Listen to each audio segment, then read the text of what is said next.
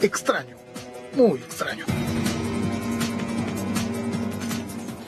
Muy bien, y tal como lo hemos venido anunciando a lo largo del día y luego de 20 meses de silencio, la ex candidata de Fuerza Popular, hoy lideresa del partido, Keiko Fujimori, está aquí con nosotros en vivo y por supuesto le agradecemos esta entrevista exclusiva. Buenas noches, Keiko. Buenas noches, Beto. Quisiera comenzar con el asunto tan polémico de la pelea con Kenji Fujimori. No sé si tu pelea con él o la pelea de él contigo, porque a mí, la verdad, la historia no me acaba de convencer. Tengo la sensación de que no es del todo cierta. ¿Lo es? Bueno, la pelea o la El separación que hay es real. Hay una gran diferencia en el fondo y en la forma, en el actuar de Kenji con referencia al partido político. Y él la semana pasada renunció al partido y se le ha aceptado su renuncia.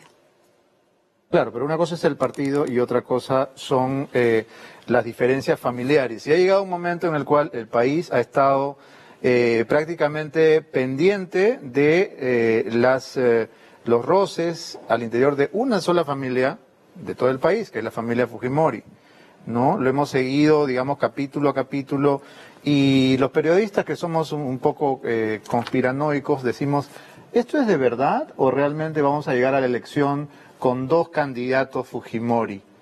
Cosa que alguno de los dos le achunta. Yo no sé si Kenji va a participar o no. Él ha renunciado a Fuerza Popular. En el supuesto negado de que Keiko no gane, el candidato seré yo, Lo dijo. que sí te puedo decir es que Fuerza Popular sí va a participar. En estas elecciones municipales y regionales y en las próximas elecciones también. El comportamiento de Kenji ha sido de constante crítica e insultos al partido, a su bancada, a sus ex compañeros, por lo que a través de 2 procesos disciplinarios recibió sanciones. Y claro, para mí como hermana, pero como presidenta de Fuerza Popular, tenía que permitir que hayan procesos institucionales más allá del apellido, más allá de la relación filial que pueda haber. Durante muchos años, cuando mi padre ha estado privado de su libertad, todos los domingos mis hermanos y yo hemos almorzado con mi padre y cenado con mi madre. Pero desde ¿Todos los domingos? ¿Todos? Bueno, excepto en épocas electorales, en las que obviamente estamos viajando mucho, ¿no? Pero siempre hemos tratado de los domingos, que son visitas, en ese entonces visitas que se permitían para ir a la Diroes, hemos estado siempre los hermanos. Pero desde hace muchos meses atrás, Kenji no participaba de estas reuniones. Ahora, ¿cómo puedes separar tu rol como hermana mayor y tu rol de presidenta del partido? Porque, digamos, cuando tú te peleas con tu hermano, te peleas con tu hermano. Y entre hermanos se mandan al diablo y se pueden tirar portazos o almohadazos o lo que sea. ¿Es posible separar? Porque en este punto diera la impresión de que en la rencilla entre los dos, tu papá ha tomado partido por Kenji, que ha sido siempre el engreído. Siempre hay un engreído en la casa y ese, obviamente, es Kenji. Lo que mi padre finalmente decida no va a cambiar para nada el cariño, el respeto, el cuidado que yo sienta por él, por mi padre y por mi madre. Pero sé también diferenciar los temas políticos. Yo con mi madre también he tenido discrepancias, pero mi amor por él jamás va a cambiar. Y hoy que soy mamá, y soy mamá de 2 hijas, sé que a los hijos uno los quiere por igual. Entonces tienes una especie de confusión de sentimientos frente a este tema, ¿no? Por un lado quieres a tu hermano y por otro lado lo quieres matar. Mira, en el tema político... Lo quieres matar. Prefiero no verlo. Como te digo, hace varios meses que... Pero es imposible no verlo. Kenji está hasta en la sopa, sale en todos lados. Sí, pero me refiero personalmente, ¿no? En él sabe dónde vivo. Y si es que, como él ha dicho, en algún momento querrá hablar, él sabe dónde encontrarme. Yo no lo voy a buscar, por ahora. Okay. Pero más allá de esas diferencias, para mí el tema de fondo en el tema político, hay un distanciamiento, hay una renuncia. No hay una ruptura. Hay una ruptura. Sí, más que distanciamiento. Así es. Se acabó. En el tema político sí, así es. Y bueno, y él ha decidido trabajar al lado de PPK. Le deseo suerte. ¿Qué te parece que ahora sea su acompañante en los viajes, en el avión presidencial, que le trae tantos recuerdos, según ha contado? Yo creo que en el mediano y largo plazo eso no le va a hacer bien. Pero cada quien toma sus propias decisiones y él está ya bastante maduro para decidir qué camino político tomar. Y él ha decidido estar al lado del presidente. Ahora, hay otro tema que tiene que haberte producido también diferentes sentimientos encontrados y es el indulto a Alberto Fujimori. Por un lado, nuevamente, como hija, te habrás alegrado. Como presidente del partido, tal vez no tanto. Porque los efectos, digamos, la onda expansiva todavía está registrando muertos y heridos, ¿no? Con referencia al indulto de mi padre, estoy absolutamente contenta. Como política y como hija. Estoy agradecida con la decisión que ha tomado el presidente Kuczynski. Quizás las formas o el momento se pueden cuestionar, pero finalmente mi padre está en libertad. Y eso es algo que la familia, mis hermanos, mis hijas y sobre todo él está valorando y disfrutando. Sin embargo, todos tenemos la impresión de que eso fue un canje. Esa opinión no la puedo dar yo. A mí no me consta. ¿Hubiera sido mejor que el presidente simplemente indulte y ya, y no veamos ninguna contraprestación de esta gracia presidencial? Porque fue automático, ¿no? Fue una cosa y después la otra, entonces todos dijimos, ajá. Quizás el momento se presta a esa interpretación, ¿no? Si hubiese sido 2 semanas antes de la vacancia o en el marco de la llegada del Papa Francisco, qué sé yo, ¿no? El Día del Padre. No se hubiese prestado a estas válidas interpretaciones que hoy generan pues algunas dudas al respecto. Pero ¿Tú no crees que hubo una negociación? Pero más allá de digamos, ¿crees de o no esas crees? sospechas, Yo sospecho, ¿tú? no lo voy a emitir, no me corresponde porque no tengo ninguna prueba. Finalmente estoy contenta por mi padre. Ahora, lo que pasó el día de la votación de la vacancia nos dejó a todos con un palmo de narices. Y yo estoy seguro que a ti también. Nadie se esperaba ese desenlace. Y lo primero que uno se pregunta es, ¿por qué esta bancada tiene personas con lealtades tan frágiles o tan pequeñas, ¿no? Que de pronto se pasan al otro lado 10, de un plumazo. ¿Escogiste mal? Me generó una desilusión. Se había debatido la semana anterior la posición sobre la bancada. Los congresistas son los que emiten su voto. Y la noche anterior también se había conversado en la casa de uno de los congresistas. Ninguna de estas personas que se abstuvieron señalaron una posición discrepante. Lo hubiesen hecho, que es parte del debate. En la última reunión de bancada estuvieron todos de acuerdo en que votaban a favor. Así es, así es. Entonces tenías a 10 traidores que sabían que iban a votar en contra, pero se quedaron callados. Yo creo que han traicionado la confianza de su electorado, han traicionado al partido político y será la población quienes saque sus propias conclusiones y sea finalmente quienes los juzguen. Pero el día de la vacancia hubo una señal también muy clara. 79 congresistas de diferentes partidos políticos le dijeron al presidente de la República que no lo consideraban que estaba capacitado moralmente para seguir gobernando.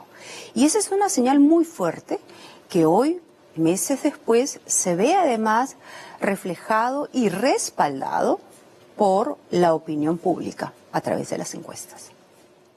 ¿Te has hecho alguna autocrítica respecto a estas deserciones? Porque, vamos, si se van uno o dos de un equipo, cualquier equipo, digamos de mi equipo de producción, se van dos, ya, pues, que les vaya lindo, ¿no? Chao.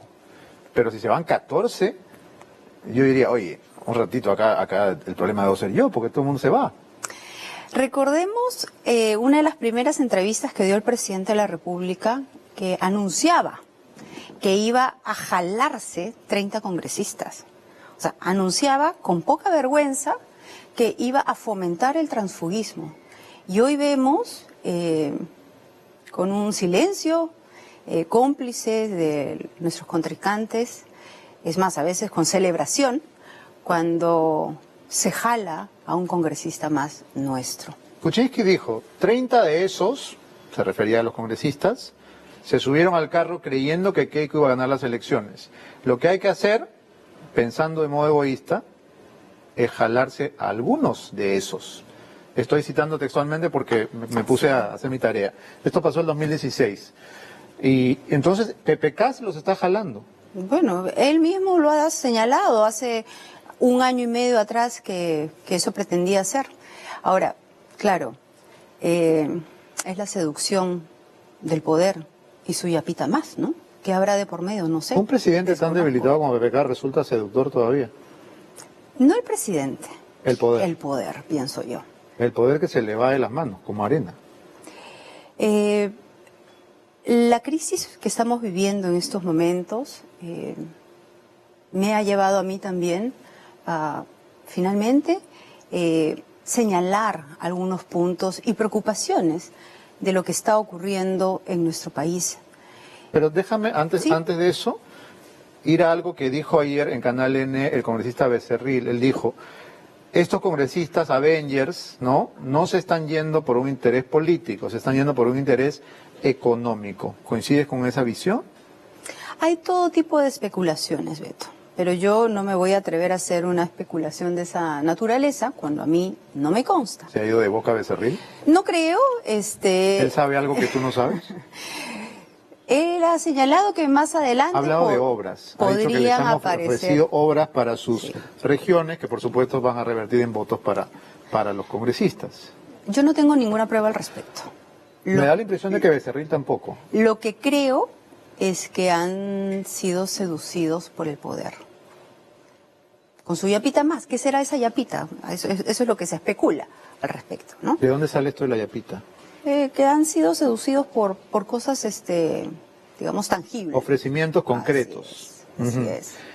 ¿Y temes que se te vayan más? ¿Se te vayan escapando? No, yo no tengo temor. Yo sí lamento. ¿O sabes que se van a ir? Porque algunos han hablado de que faltan 4. Bueno, siempre van a haber todo tipo de especulaciones. Pero vuelvo a repetir, cada uno es libre de poder decidir dónde estar. Y la gran mayoría de los congresistas de Fuerza Popular vienen trabajando fuertemente en la representación, fiscalización y legislación. No es fácil pertenecer a una bancada de oposición, a la que además siempre se le hace un cargamontón. Si declaro, ¿por qué declaro? Si no declaro, ¿por qué no declaro? Siempre nos van a criticar. Entonces, yo valoro la fortaleza y la valentía de todos ellos de seguir trabajando siempre pensando los intereses de nuestro país. Ahora, que se vayan congresistas como el señor Bienvenido Ramírez, que dijo que leer produce Alzheimer, o la señora Maritza García, que hablaba de agresores sanos, ¿no? De personas que pegaban a sus mujeres, pero que en el fondo eran personas saludables mentalmente. ¿Es realmente una pérdida o puede ser algo para celebrar? Yo creo que ha sido lamentable que los congresistas se vayan por alguna excusa, señalando... Pero en esos casos, ¿qué pierdes? ¿Un voto? ¿Qué más pierdes? Sí, efectivamente, ¿no? Un voto, pero es un voto del partido, es un voto de Fuerza Popular. Cuando yo empecé con la creación de Fuerza Popular, en el Parlamento el fujimorismo tenía 13 congresistas. Y a lo largo de todos estos casi 8 años hemos venido trabajando para formar un partido grande, orgánico, con presencia a nivel nacional, con jóvenes trabajando. Y por eso es que en el año 2011 se logró elegir 37 congresistas y en el 2016 73. Una mayoría, una gran mayoría en el Congreso de la República. Pero ese trabajo se ha venido haciendo desde hace muchos años y es el esfuerzo de miles de personas, voluntarios y militantes que han logrado esa presencia. Y por eso yo lo lamento, porque han traicionado el esfuerzo de tantas personas. Voy a insistir en el tema de la calidad por sobre la cantidad, Keiko. Sí. Algunos congresistas uno los escucha declarar y dan vergüenza ajena, te lo diré así de crudo. Y uno dice, ¿de dónde los sacan? Cuando se hace todo un proceso de selección, llegan propuestas de los dirigentes, de los excongresistas, de las propias bases. No todos se atreven a participar en política. Y en ese proceso de selección hemos tratado de darle oportunidad a dirigentes gremiales, a dirigentes del partido que venían trabajando desde hace muchos años. Hoy, mirando en retrospectiva, siento que a veces el poder cambia a las personas y seremos mucho más escrupulosos, por supuesto, al momento de seleccionar a nuestros futuros candidatos. Mayor control de calidad. Sí.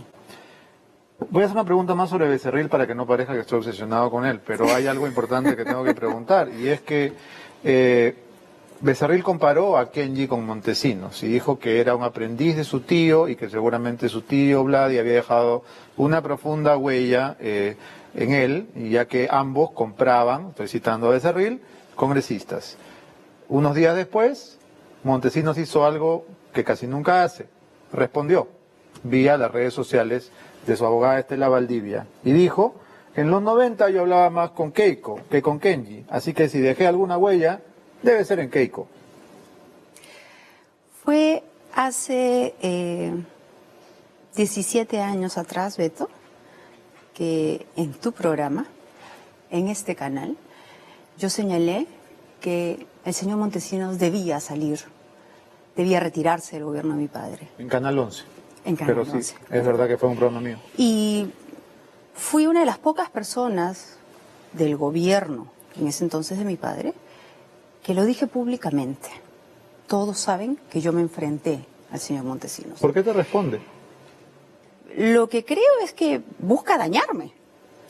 Que quede bien claro, que a mí solo me dejan huella las personas de bien. O sea que está No del lado de ese señor. Kenji. Es lo que aparenta. ¿Ha tomado partido por Kenji y por tu papá? Lo que busca claramente con esa declaración es hacerme daño. Pero yo ¿Lo ha logrado? no le tengo miedo, no. Todos saben de mi trayectoria y de mi actuar. Hoy se supo que el almirante Carlos Tubino firmó el acta de sujeción que firmaron tantos generales y mandos militares a Vladimiro Montesinos. ¿Lo sabías? ¿Te sorprendió? ¿Qué sensación te deja? No, no lo sabía, lo he leído a través de las noticias. Efectivamente, como cientos de militares lo hicieron, conversaré con él y esperaré las explicaciones del caso. Pero el almirante Tubino, el congresista Tubino, es una persona honorable que viene trabajando muchísimo por su región Ucayali y también en defensa de la Marina Guerra del Perú y las Fuerzas Armadas.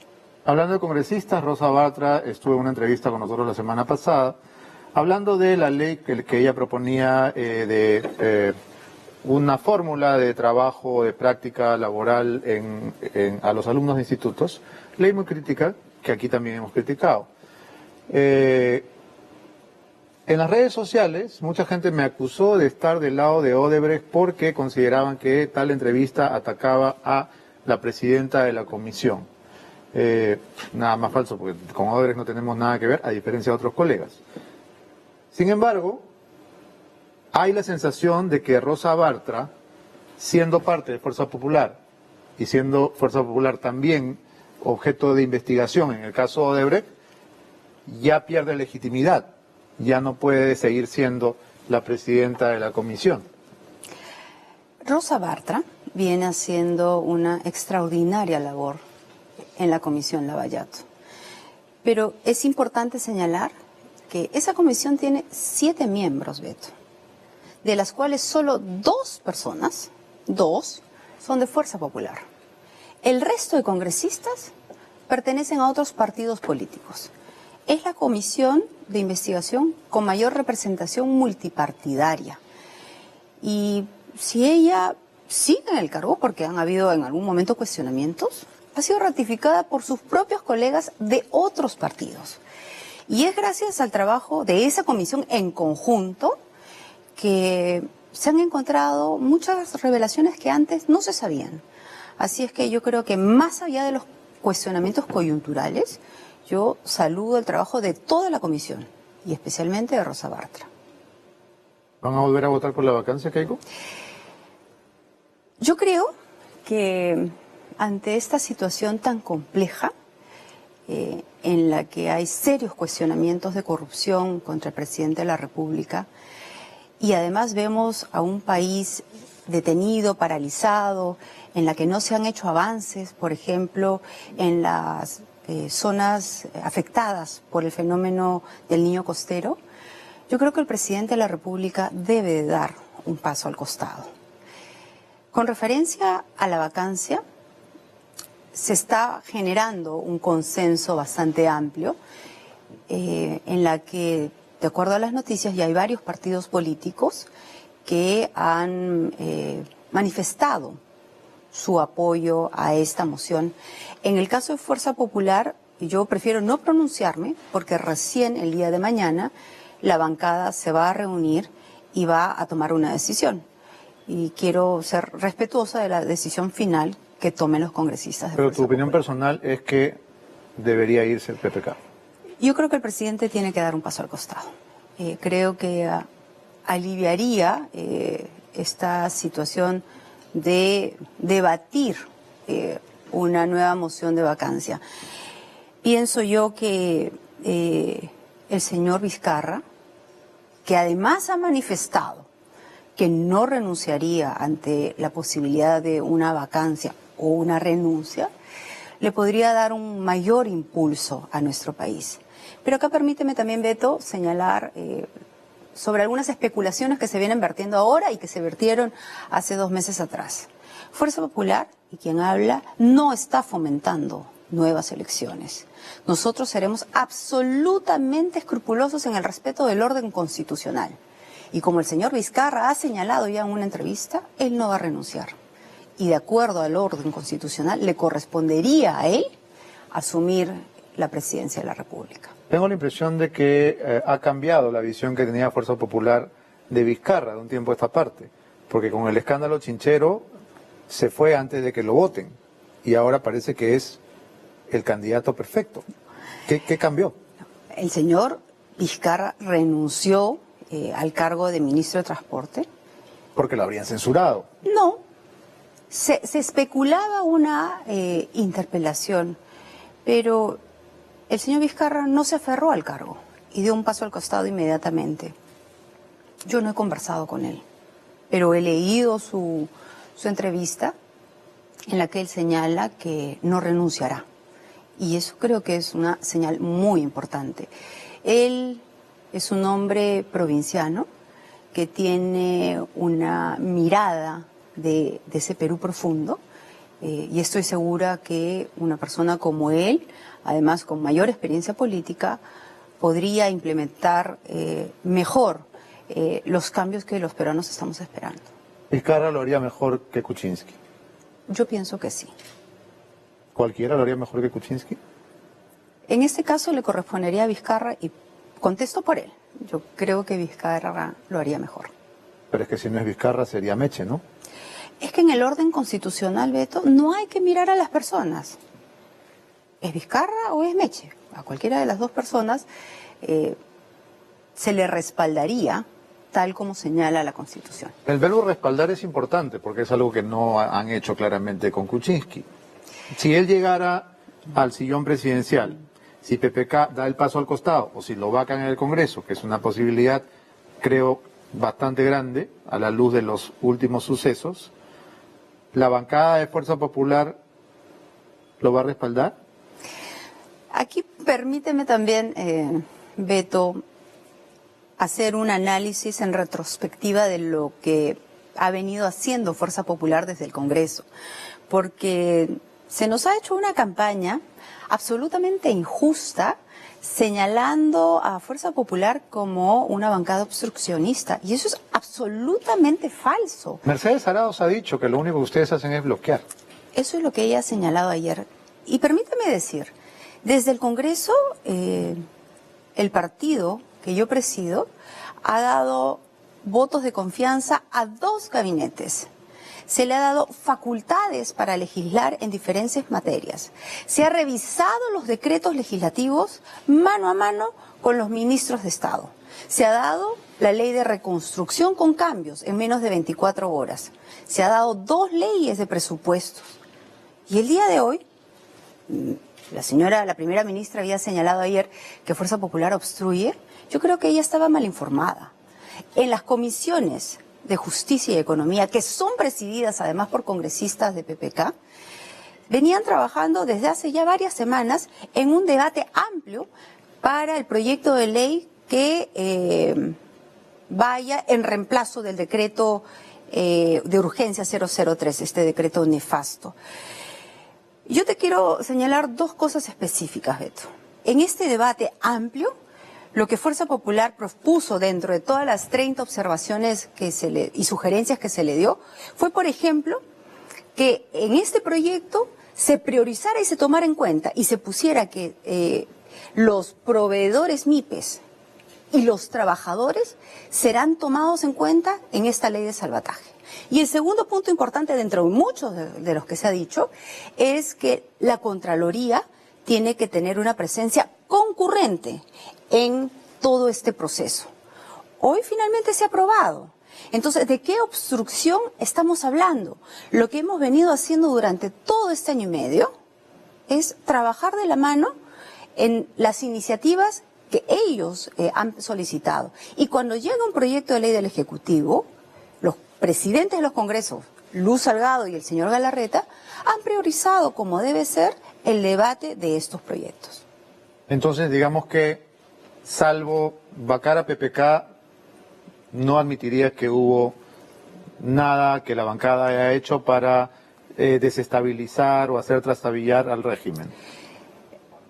En su momento, cuando hubo una denuncia muy grave en un medio de comunicación contra el ex ministro Saavedra, el ministro de Educación, en la que se cuestionaba fondos por un valor de 240 millones de soles en la adquisición de computadoras para los niños del Perú, frente a una denuncia de esa naturaleza y de esa magnitud, y frente a la poca información que se le dio al Congreso, la bancada de Fuerza Popular tomó una decisión y una medida en la que además participaron y votaron otros congresistas de otros partidos. El hecho que Fuerza Popular haga una labor de fiscalización fuerte no significa que sea obstruccionista, porque hoy, por ejemplo, en este proyecto de ley que te menciono, como en todos los anteriores que se ha trabajado con el Ejecutivo, se han logrado salidas técnicas, viables, y se les ha dado las herramientas al Poder Ejecutivo para que ellos puedan implementar su plan de gobierno. Solamente para ponerte un pequeño ejemplo, en las facultades ellos solicitaban la disminución de 1 punto del IGB. Esa propuesta iba en contra de lo que nosotros pensábamos, pero se los dimos, se lo otorgamos, porque creemos que en esa primera etapa era importante que el presidente pudiera implementar su plan de gobierno. Que luego que él tenga las herramientas, no haya podido hacer las obras y no haya podido tener la capacidad de gestión para poder estar a la expectativa y resolver los problemas de los peruanos, ya ese no es nuestro problema. Bien, vamos ahora al tema sobre el cual seguramente nuestros televidentes están esperando que conversemos, el tema que está en todas las primeras planas, que es el tema Odebrecht. Barata dijo que le entregó $1 millón a los señores Yoshiyama y Bedoya, sin contar otros 200.000 que le habría entregado a la CONFIEP. Quiero primero preguntar si esto es cierto, si esto lo sabías y si es verdad. Según Jaime Yoshiyama y el señor Bedoya, han negado rotundamente la declaración hecha por el señor Barata. Pero también quisiera precisar qué cosa es lo que ha dicho el señor Barata acerca de mí. Porque durante meses señalaban que Keiko había recibido dinero de Odebrecht. El señor Marcelo Odebrecht señaló lo que yo venía diciendo, que yo no lo conozco, que nunca he hablado con él.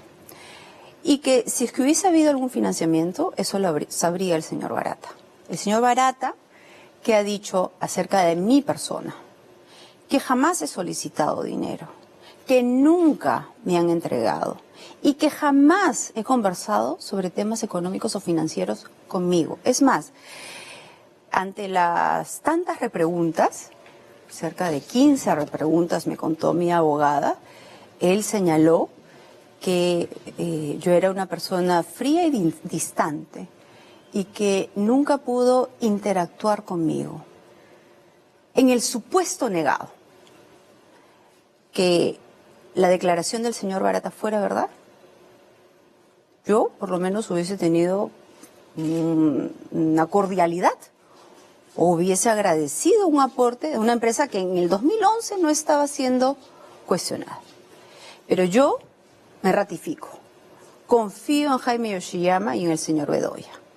Ellos han negado esta declaración. Tengo la tranquilidad, como señalan todas las cuentas de nuestro partido, que han sido fiscalizadas por la OMPE, de que ese dinero no ha existido. Y con referencia a la CONFIEP, lo que han señalado sus directivos es que hubo una campaña en defensa del modelo económico y en defensa de la empresa privada. En la segunda vuelta, Keiko. Así es. ¿Y entonces, ¿esa campaña para quién era? Y quien fue a la CONFIEP a participar y a transmitir su plan de gobierno fue el señor Ollantumala. Yo no. Jamás he conversado con ellos sobre esta campaña. Con el señor Briceño, lo conozco de algún evento social, jamás hemos hablado de esta posible campaña. Es más, él lo que ha hecho es aportar a la campaña del señor Pedro Pablo Kuczynski. Vamos a hablar del tema de la CONFIEP en un momento porque es un tema que se refiere a un monto bastante menor.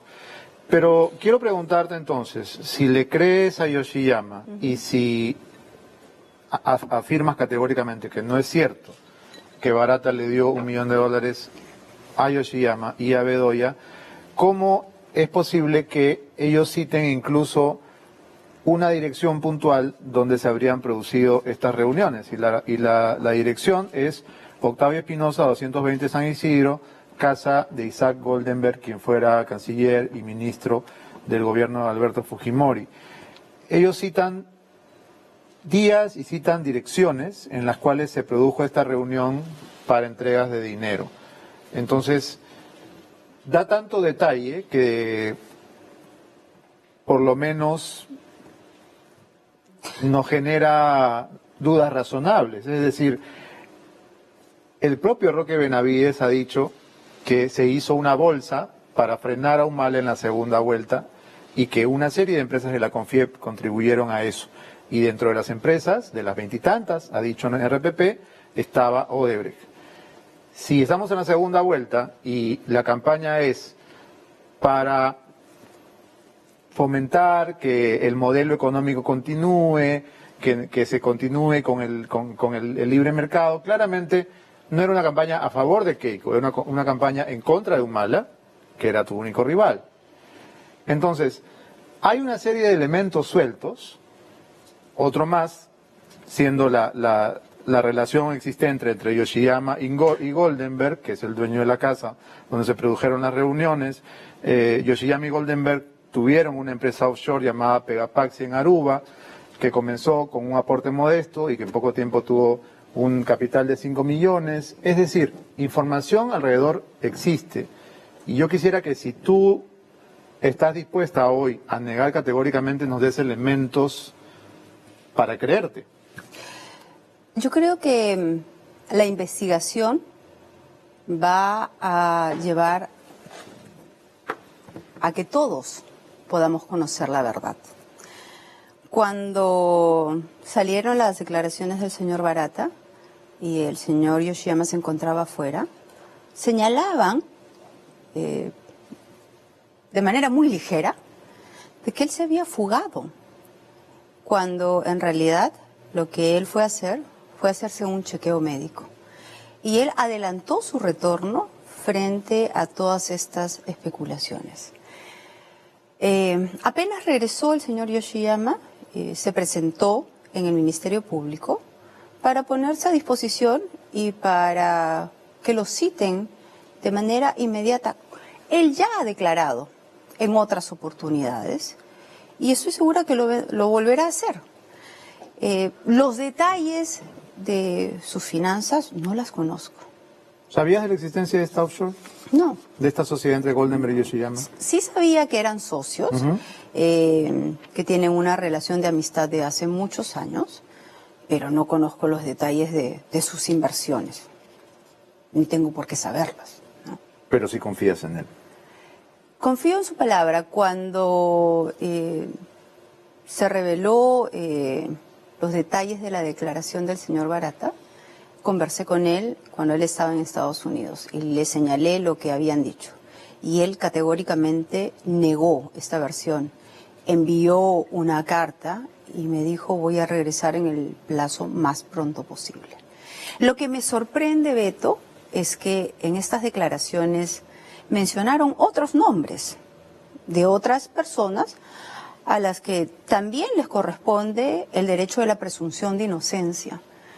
Pero lo que llama la atención es que solo las casas de los dirigentes de Fuerza Popular son allanadas. ¿A qué lo atribuyes? Solo el partido político Fuerza Popular es investigado. ¿A qué lo Y atribuyes? los otros partidos no.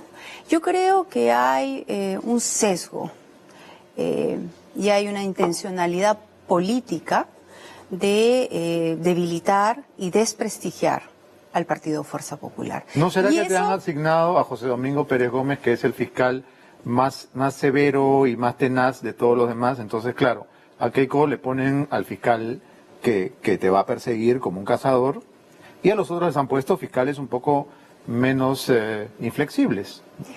Pero no es solamente... No, perdón. El partido del señor Kuczynski, del que además también hay cuestionamientos, no está siendo investigado. El partido del señor Toledo nunca ha sido allanado. La señora Villarán tampoco. Entonces, no hay una equidad en el trato de las investigaciones. Y en el caso de la fiscalía dirigida por el señor Domingo Pérez, no solamente está él, están 5 o 6 fiscales a su lado. Cada uno asignado a un caso. No. Son 5 o 6 fiscales Para ti. asignados a Fuerza Popular. Me parecería que lo lógico y lo justo es que esa misma cantidad de fiscales investiguen a los otros partidos. Nosotros no tenemos miedo a la investigación, Beto. Pero lo que nos llama la atención es, se nos estaba investigando por lavado de activos. Pasaron los 18 meses, culminó el plazo de la investigación y cambiaron a crimen organizado para seguir investigándonos. ¿Por qué? Cambiaron a los fiscales. Antes era el señor Germán Juárez. Cuando venció el plazo, decidieron cambiar al señor Domingo Pérez. Entonces, ese trato que no se le da a los otros partidos políticos es lo que nosotros señalamos que hay una clara evidencia de perjudicarnos políticamente. Lo que pasa es que uno es el equipo especial Lavajato y el otro es el equipo de lavado de activos. Y entonces aquí hay una cierta duplicidad de funciones, ¿no es cierto? Que quizás es lo que ha hecho que en algunos casos, no en el tuyo ciertamente, la investigación se ralentice, se vuelva más medrosa en algunos casos. Bueno, llama la atención que haya esta celeridad solo en el caso de Fuerza Popular. En el caso, por ejemplo, del señor Toledo, recién ha llegado el cuadernillo de extradición al Poder Judicial. Tantos meses ha tenido que pasar el Ministerio Público para elaborar un cuadernillo que recién será evaluado. Eso es lo que yo creo que la propia población puede sacar sus propias conclusiones. Has dicho, Keiko, que confías en Jaime Yoshiyama. Jaime Yoshiyama fue ministro de varias carteras del gobierno de tu padre, fue primer ministro, fue candidato a alcalde. Dicho sea de paso, en la lista de regidores iba también Pepe Klimper, actual secretario general. Y la verdad es que pocos recuerdan que también era tu candidato a vicepresidente en el año 2011, ¿verdad? Entonces podríamos decir que es prácticamente una de las personas de mayor confianza de Alberto Fujimori y también de Keiko. Jaime Yoshiyama, junto con muchos técnicos, se encargaron de hacer la reforma económica y la Constitución de 1993. Fue presidente del CCD, ahora que lo mencionas. Así es. Del Congreso Constituyente Democrático, así se llamaba. Y este año la Constitución cumple 25 años de vigencia. Cuando tomé la decisión de formar Fuerza Popular, convoqué a algunos exministros de mi padre, entre ellos a Jaime Yoshiyama, y Jaime, que no tenía muchas intenciones de participar en política porque además había ya culminado su última investigación, decide generosamente participar y trabajar en la creación de Fuerza Popular. Él dejó el cargo hace 3 años y medio atrás y ha estado desvinculado del tema político. ¿Fue Yoshiyama quien te recomendó a Joaquín Ramírez? Fue Yoshiyama, sí, quien propuso la candidatura de Joaquín. ¿Por qué? ¿Cómo lo conocía? ¿De dónde tenía confianza con él? No he entrado en ese detalle. Y Joaquín pasó todo el proceso de entrevistas y fue candidato con el número 2 en Cajamarca y logró una votación muy alta a nivel nacional. Joaquín, por ese, digamos, respaldo popular y por ser un hombre provinciano, se le convocó para que asuma el cargo de ser secretario general de Fuerza Popular. Que es el cargo más importante del partido. Sí, que cargo que dejó cuando empezaron una serie de especulaciones. De denuncias, en realidad. De denuncias, y hoy está siendo investigado. Yo también. Se señalaba que había un supuesto audio, denuncia que además utilizaron en la campaña electoral. Pero resulta que ese audio no existe. Y a mí me tienen todavía investigada, no solamente por los temas de, digamos, del partido, sino también por ese supuesto audio. Sería bueno que refresquemos la memoria de los televidentes porque hay 2 audios en la memoria. Uno es el audio que iba a presentar Cuarto Poder y el otro es el audio que fue objeto de la polémica en Panamericana por la edición, supuesta manipulación, etcétera, etcétera, que también fue a proceso, ¿no? Entonces, ¿de cuál de los 2 estamos hablando? Del audio de Cuarto Poder. Que se ofreció y nunca se escuchó. Así es. En la que además hace algunos meses atrás este señor Vázquez dijo que iba a presentar este audio y hasta ahora no lo ha hecho. Y no lo ha hecho porque esa conversación y ese supuesto lavado de activos no existe. ¿Vázquez dinamitó tu candidatura, Keiko? Yo creo que han habido varias irregularidades en la campaña, pero esa campaña ya pasó. Lo importante... Pero es bueno extraer elecciones, ¿no? Sí, yo creo que cuando se analiza la campaña, se debe recordar, por ejemplo, que se impidió a la policía a que vaya a votar, de que hubieron mesas en el interior del país que se cambiaron ese mismo día, sorprendiendo a la población, o que las mesas en el extranjero se aperturaron bastante tarde.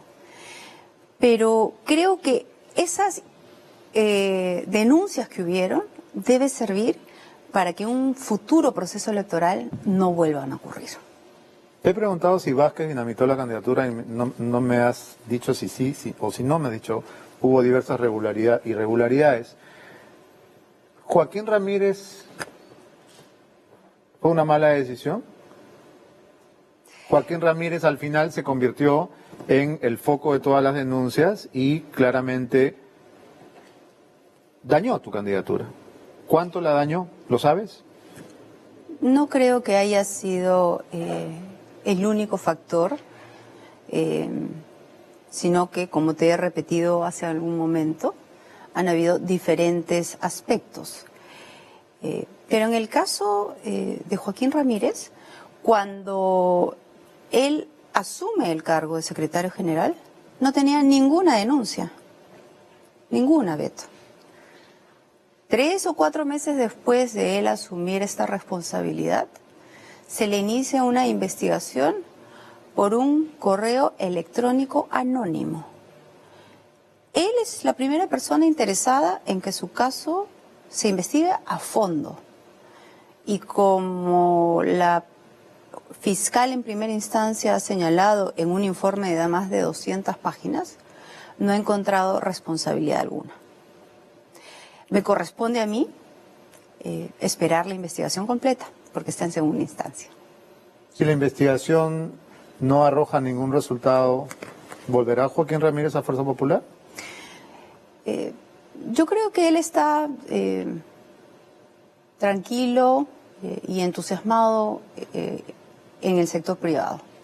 No he conversado con él desde que él tomó la decisión de renunciar, pero sé por su hermano Cías que está contento nuevamente dirigiendo sus empresas. ¿No haces ninguna autocrítica respecto de la campaña?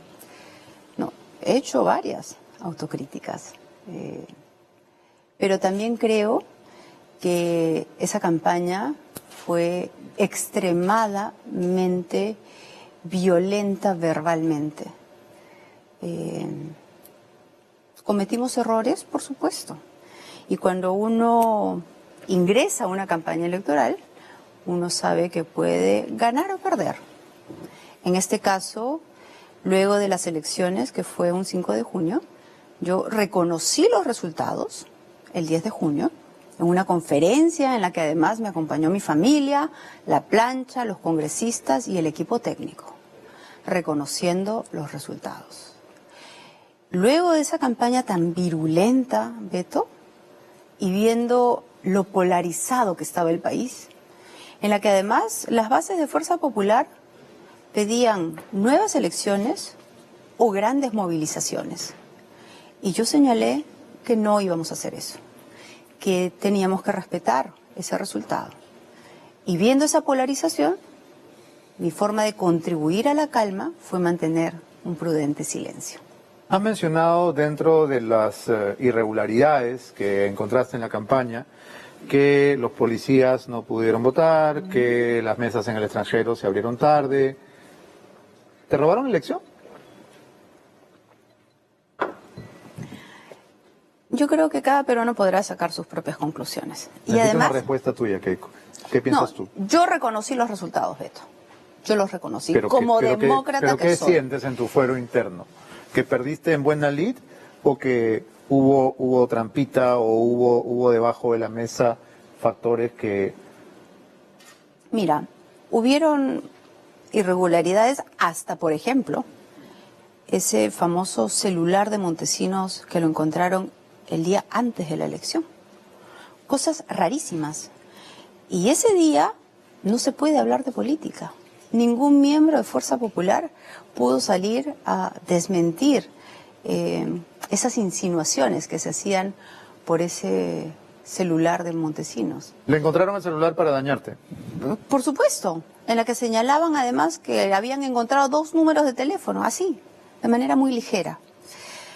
Sin embargo, yo he reconocido los resultados y vengo trabajando desde mi partido con una profunda gratitud, Beto.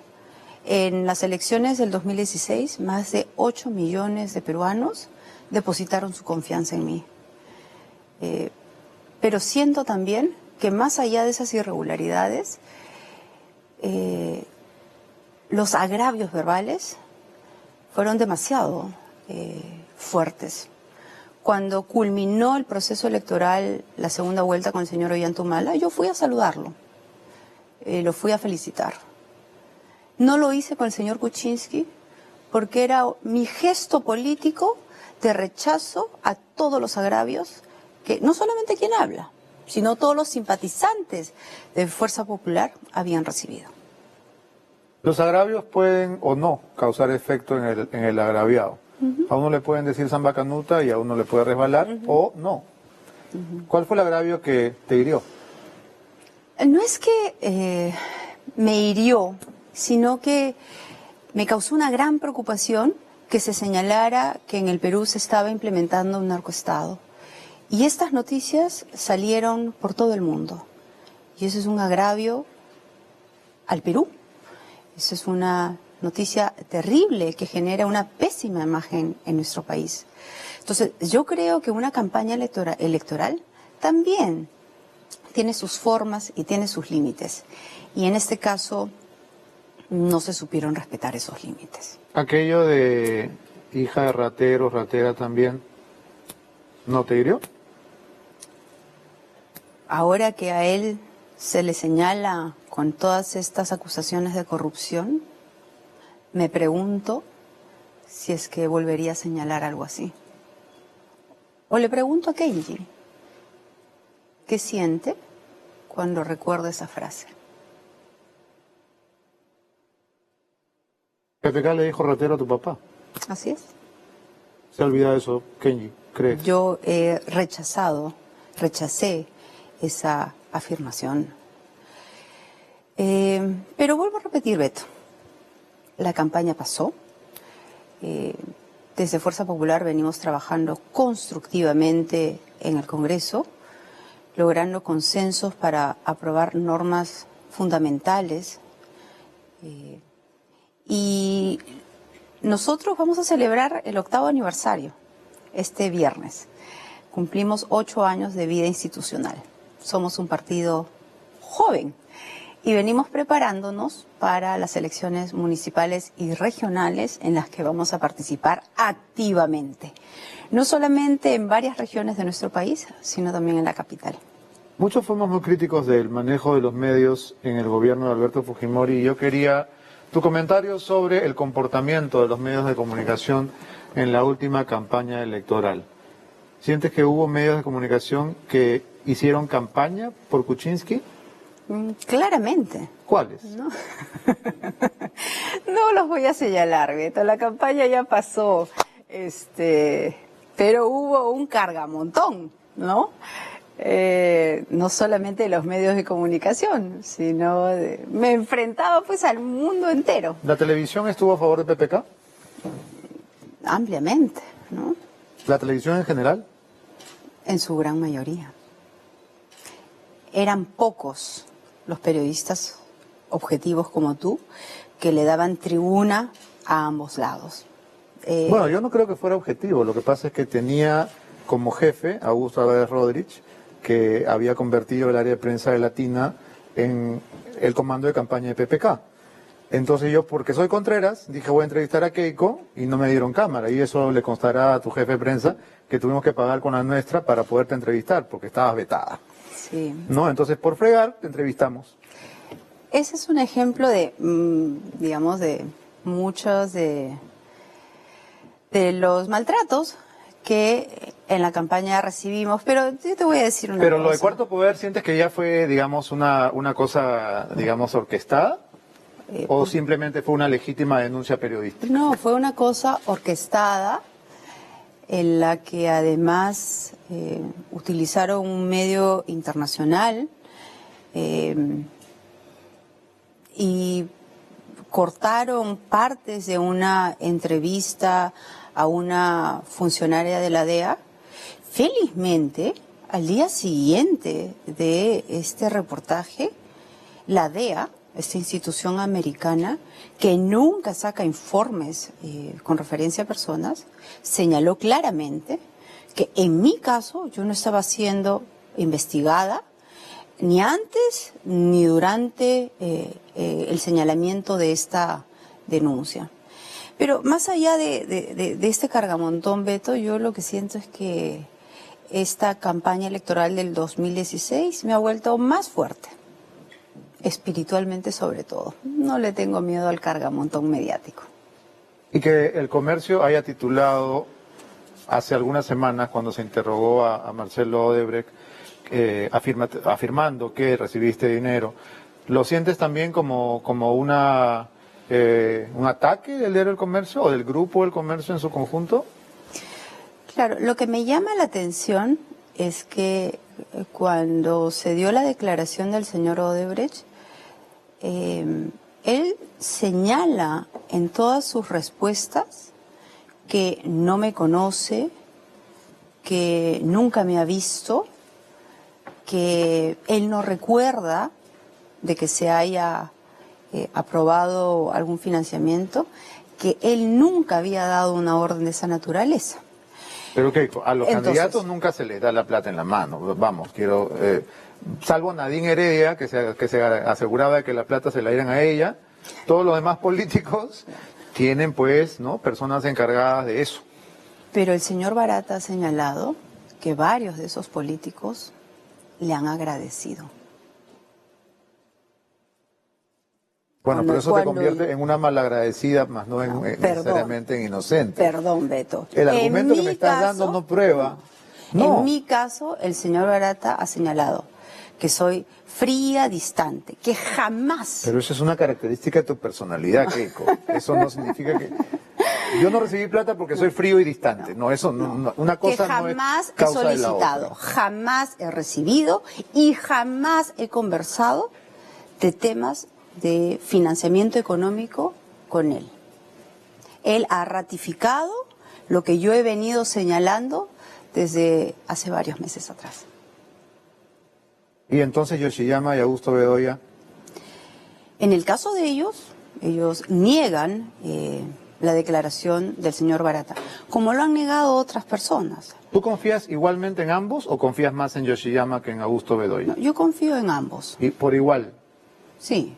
El señor Bedoya me envió un mensaje también señalando que la afirmación del señor Barata era falso y que él se encontraba fuera del país con toda su familia y que iba a regresar también pronto.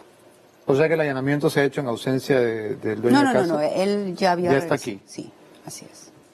Ha salido una noticia que ha encontrado $8.000, que bueno, en mi casa puedo encontrar más. El señor Yoshiyama y el señor Bedoya ambos son empresarios de éxito con una gran trayectoria y serán ellos quienes se van a encargar de enfrentar todas estas investigaciones. Quiero volver sobre el tema de la CONFIEP, porque acá sí hay una cosa que todos recordamos y es el programa tan generoso que hizo Jaime Bailey para luchar por tu candidatura en el año 2011 y para dinamitar la candidatura de Ollanta Humala. El rumor en las redacciones era, había una bolsa de dinero de los empresarios mineros que le han pagado a Bailey para que venga de Miami todos los fines de semana y haga un programa en América especial para dinamitar a Humala. Tiempos en los que América te quería, ¿no? ¿Cuánto puede haber habido de cierto? Siendo que Roque Benavides ha dicho que se hizo una bolsa para evitar que... ¿Tienes el video? ¿De lo de Roque? A ver, vamos a escucharlo de su boca. En la campaña electoral se hablaba de una supuesta bolsa de los mineros contra Ollanta Humala, y esto no lo he inventado yo, se publicó en diversos sitios. Hay medios de comunicación, programas de televisión exprofesamente puestos al aire para frenar a Ollanta Humala. Yo creo que en nuestro país el ambiente político hay mucho intrigante, ¿eh? Y gente que va y les dice a los políticos, fíjate, este está con fulano, con mengano, con perenceja. No hay tal cosa, por lo menos que yo haya conocido. Yo no soy parte de ninguna bolsa. Y ¿usted no hubiera invertido en un programa de televisión que frene a Humala? Para nada, para nada. En un sueldo altísimo, no conozco al señor Bailey, no lo conozco. Lo ha mencionado usted, no yo. Yo lo he mencionado, por supuesto. Yo no lo conozco. Sí sé del chisme que decían que habíamos pagado para que viniera este señor. No tengo el gusto de conocerlo. Y le juro por mi santa madre, que tiene 92 años, que acá no ha habido un penique de este humilde servidor. En la campaña. Bueno, hace pocos días el mismo Roque Benavides dijo a RPP que se había hecho una campaña que estaba por encima de los $2 millones para promover la defensa de la empresa privada, ¿no?, para detener el avance de Ollanta Humala, y que hubo 20 y tantas empresas que aportaron, entre ellas la empresa Odebrecht. Si en la segunda vuelta Si está haciendo una campaña para frenar a Ollantaytamala, se está haciendo una campaña por Keiko Fujimori, porque eran los únicos dos candidatos. Pero no necesariamente. Lo que ellos han hecho es hablar sobre la defensa de la apertura de las inversiones, defender una economía social de mercado, defender a las empresas. Y pienso yo que todo esto sirvió para que el expresidente Ollantaytamala no implemente su plan de gobierno. Es más, recordemos que en la segunda vuelta él hizo un cambio de su plan de gobierno, de la gran transformación a su hoja de ruta. Eso me recuerda a algo, A ver. que tú fuiste a Harvard y apoyaste la Unión Civil y luego viniste a la iglesia evangélica y te hicieron un exorcismo y te agarraron la cabeza. ¿Qué pasó ahí? También hubo un cambio, una gran transformación. No, lo que yo señalé en Harvard, como lo he venido señalando en diferentes entrevistas, es que yo apoyo la unión civil en términos de la defensa patrimonial. Y si Más tú, no matrimonial. así es. Y si tú ves mi declaración en Harvard, señalo claramente así, que es una defensa del patrimonio. ¿El amigo Steven Levitsky te invitó? ¿Él fue el gestor de tu presentación en Harvard? Sí, él fue quien me invitó. ¿Es tu amigo? Es un conocido, no es, digamos, no es un amigo, no, con él no conversó No, claro, pero se hizo cotidianamente. famoso porque dijo que de Humala había dudas y de Fujimori había pruebas. Sí, pero luego he tenido... Y ahora hay pruebas de Humala. Y ya he tenido oportunidad de conversar con él en varias ocasiones, conversaciones, charlas largas en las que discrepamos muchísimo, pero hace, te diría yo, 3 años que no lo veo. Así es. Tenemos que hacer una pausa y regresamos con lo último.